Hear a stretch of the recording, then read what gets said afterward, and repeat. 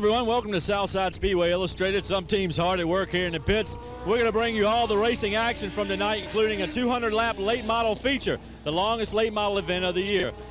Jerry, my usual partner, well, he ain't with us tonight as far as doing interviews. We'll be interviewing him. He's going to be racing in the Charger class tonight, so we'll keep an eye out for him, and hopefully he doesn't get stuffed into one of these boilerplates. Also, we're going to walk through the pits, catch up with a couple of the drivers, and just see what's going on down in the late model area, as well as finding out what drivers' opinions are on some of the safety issues or some changes for the 1996 season here at Southside Speedway. We have all that, our fan facts, our highlights, and a trivia question when we return.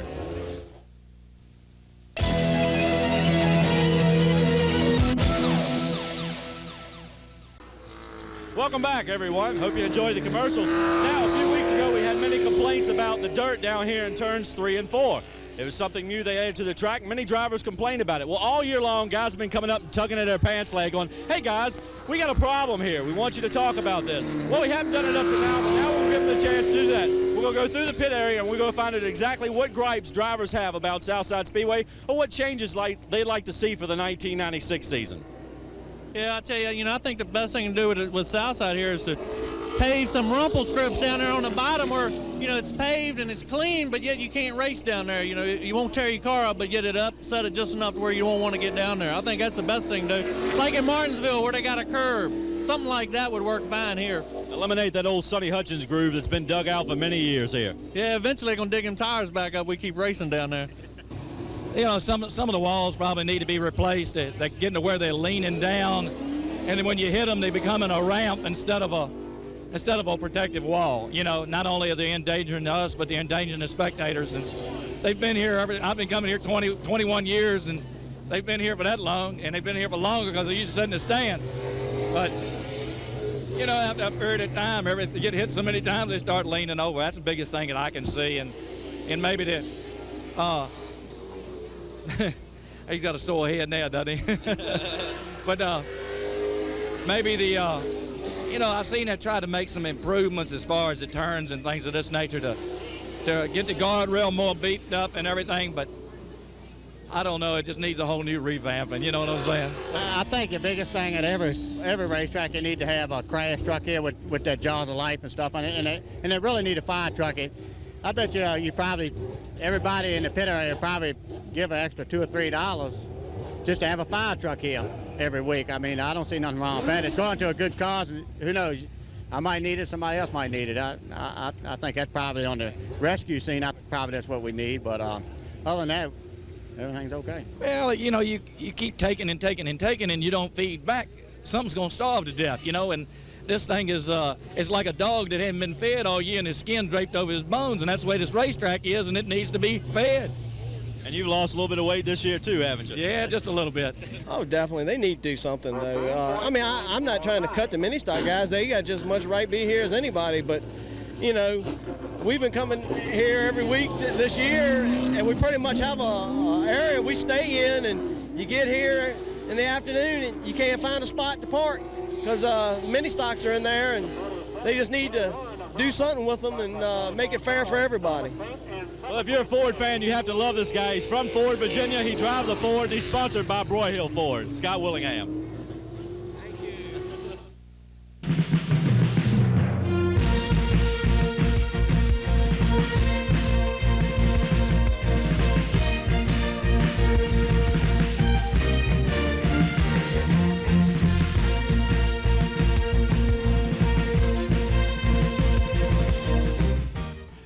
Another edition of Fan Fact, and we're up here in the Bill Dennis section talking to Ian Palmer.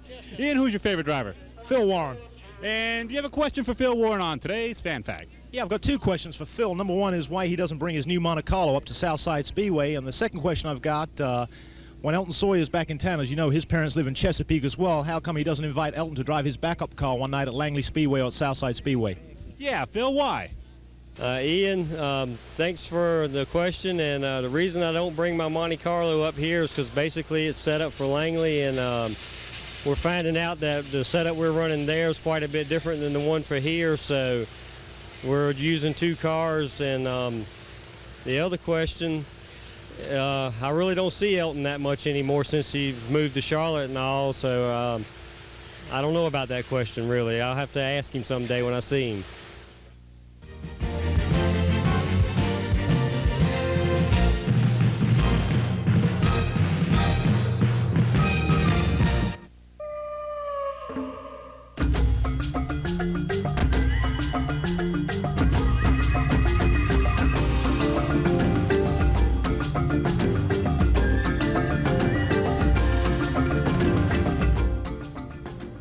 Jerry who? Isn't he part of OJ's defense team? Qu'est-ce que tu veux? Who? Where did he come from? Isn't he in the Bush series? Jerry Reid? Oh, yeah, I got all of his albums. Every one of them. God, he's everybody's hero.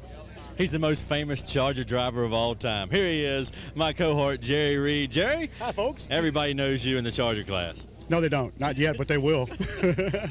Parts of you anyway. Parts is parts. Anyway, what was the black flag? What in the world is this here? Driving seat. Man, you're on the wrong side, ain't you? 14th out of 22, my first time out. Ain't bad for a 51-year-old rookie. That's good. I looked over and I said, I know that ain't Jerry Reid on a driving suit. Man, where you been? You been swimming? Yeah, well, I was scared. Oh, get out of here. Wayne Patterson found somebody as old as him out here racing. Anyway, Jerry, what was the black flag in the first practice for? I didn't have my license yet. I'll be honest. Driving without a license, does that get you a year in jail, anything? No, nothing. Nothing. They said that's okay. Driver's meeting now. Oh, yeah. I can't miss the driver's meeting or I'll get another black flag. We'll watch him tonight. He'll be driving car number 2, and if it ends up in the wall, we'll interview him afterwards. Oh, my God. Don't say that.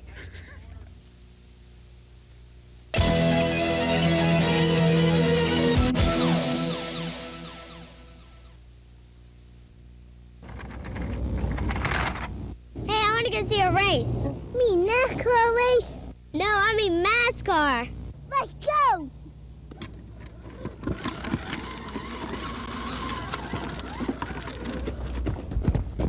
That's right. Everyone's rushing to Southside Speedway to see the 1/3 scale stock cars and the champ cars of the NASCAR series do battle on the asphalt. Join us each and every week.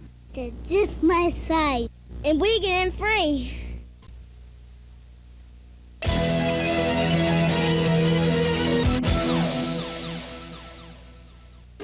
Welcome back, everyone. Well, lounging here beside his car in the shade once again is Phil Warren. Phil, Mid-Atlantic Points, you're on top after the 20-race schedule finally fell through. You're the man to beat right now. Well, I tell you, we're on top right now. There's 2 or 3 guys, back there that can still win, and we just need to keep winning races to stay there. The top 3 are only separated by like 30 points. So what does that mean with the last few races? Have you got to be a front runner, or have you got to just win, really? Well, we either got to win or finish second, basically, to get any points at this point in the game. So we're here hoping to win tonight. Phil Warren, the Mid-Atlantic season winds down. He's on top right now, and everyone else is chasing him. Well, Freddie, how's the season been going so far? Well, Kevin, we've been strong all season. The commercial people just haven't been there. We've been fighting for commercial spots. We hope people are getting out there and supporting Buddy South, people like that, AED, and all those good people who sponsor us. But as for me, I've spent most of the season just watching you and watching the wallet of your father shrink greatly because of the season you've had. It's been some tough times out here, but one day I hope to live up to all the potentials of the media people like MRN and ESPN and all those guys. Well, that's nice to know, Freddie. Thanks, Kevin. All right.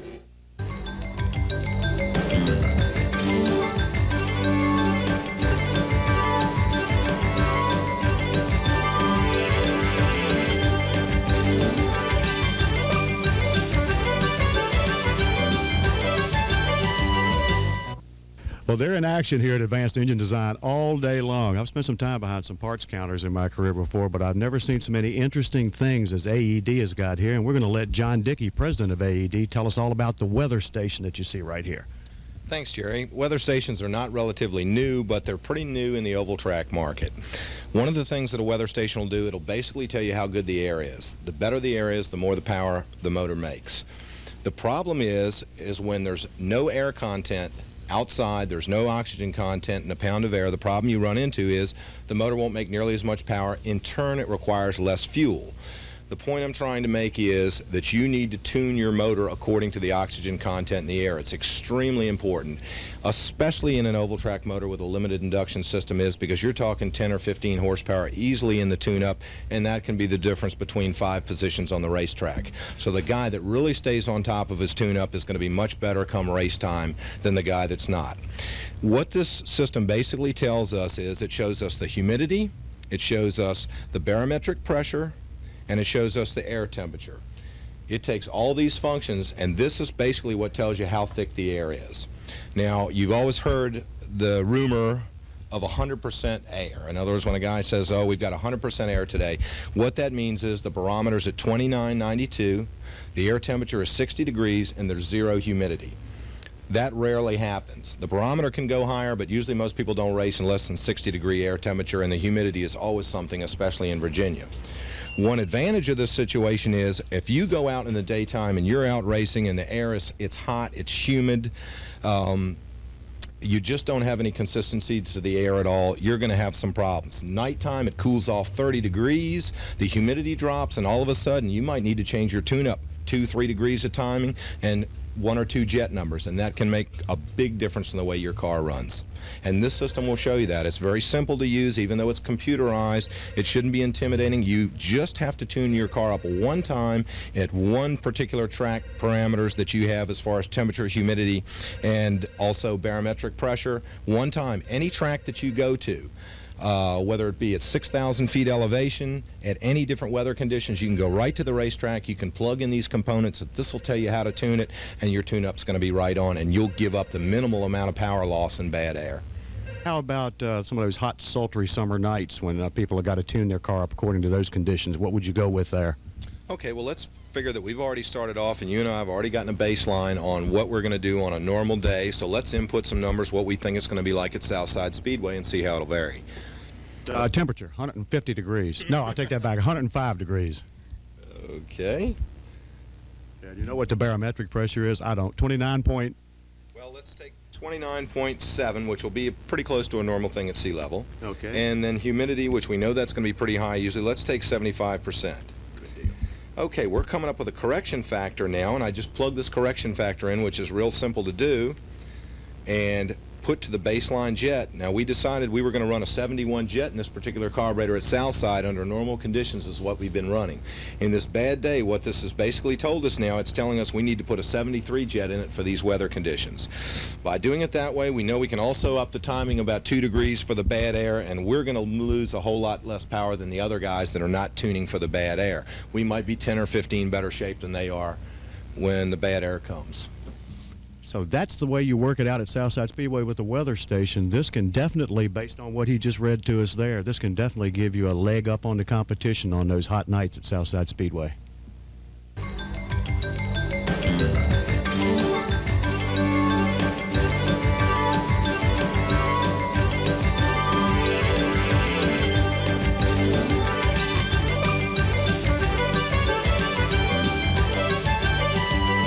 This week's trivia question, we're not going to make it too hard for you, but what former Winston Cup winner currently races late model at Southside Speedway? We're not going to give it away or anything, but that's this week's question. Call 256-9008 if you have the answer.